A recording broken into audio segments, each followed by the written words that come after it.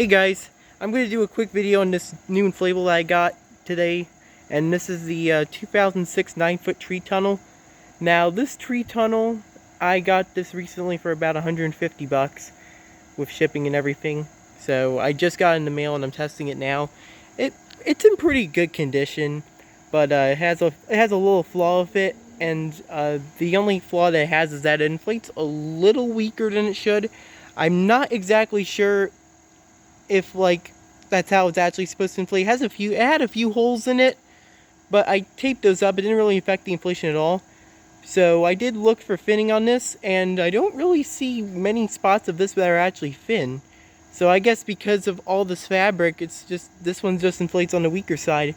You can see it's kind of leaning right now, but I had to have it like this because that's the way I just have it up. So I'll show you guys what it does really quick. It's got the deluxe base fan and 6 C7s. They're all in the front part here. There aren't any C7s in the Ghost or the Owl. It just has 2 in the eyes, and then the rest of them are in the archway body itself. It's not faded or anything, which is nice, but it does inflate a little weaker than it should. I think it inflates a little weaker than it should. So that doesn't really help, but we'll have to see what it does in the display. Hopefully it doesn't collapse. So it's not faded at all, but I don't know if you can see it or not, but it is got a little bit of thinning up here. I don't think it's heat damage. I did rub the fabric to test, but it doesn't seem to actually be heat damage, so I think it's just thinning. I mainly saw it here. There might be a little spot here, but the rest of the inflatable's fine. I don't really see thinning anywhere else on this tree tunnel. But yeah, I'll show you guys a quick overview of what it looks like. Again, I apologize about it leaning a little bit, but that's just how he is right now. When I display him, he won't really be leaning as much. But yeah, it's a pretty big tunnel. It's got a little more fabric than the other tunnels that have been made so far that I have. The Cat and the Grim Reaper one. This one has a bit more fabric, mainly because of the way the tree itself is.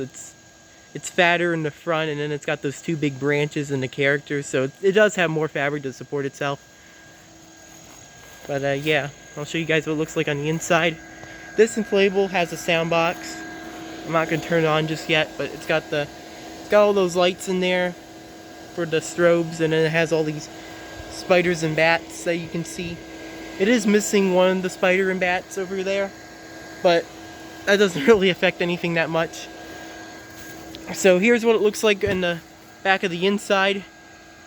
It's pretty big on the inside. I'd say that the highest point in the entryway is just a little bit under 6 foot tall. Well, actually, yeah, if it's up here, then it's about 6 foot tall.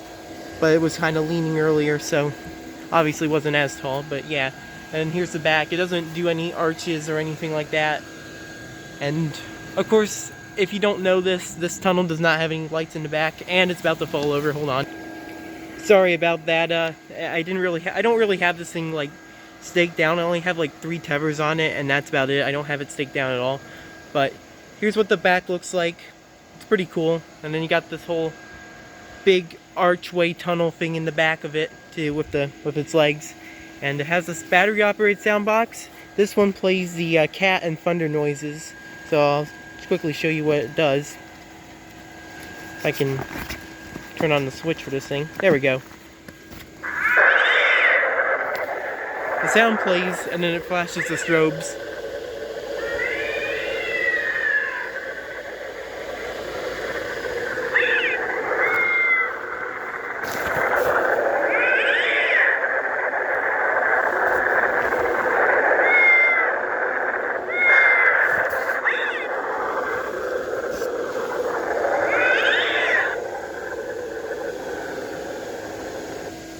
And that's basically what this thing does. And it wants to keep falling over on me because I don't have this staked down.